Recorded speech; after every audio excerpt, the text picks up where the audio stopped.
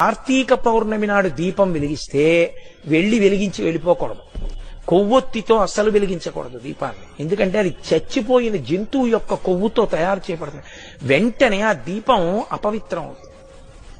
కాబట్టి కొవ్వొత్తులతో వెలిగించకూడదు, అగ్గిపుల్లతో వెలిగించకూడదు. కార్తీక పౌర్ణమి నాడు సుగంధమైనటువంటి దాంతో, అంటే అగరుపుల్ల వెలిగించుకుని అగరపుల్లతో దీపాన్ని వెలిగించుకోవాలి. వెలిగించి వదిలేయకూడదు. దాంట్లోకి వెంటనే అక్షతలు తీసుకుని చేత్తో పట్టుకుని దామోదరమావాహయామి అని కానీ త్రయంబకమావాహయామి అని కానీ రెండు మాటలలో ఏదో ఒకటి చెప్పాలి.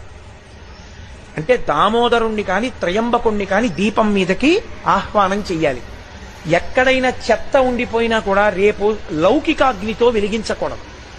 ఈ ఆవాహన చేయబడిన దీపంతో వెలిగించి ఆ దీపం దగ్గర నిలబడి ఒక మాట చెప్పాలి అందరు. Download ShareChat.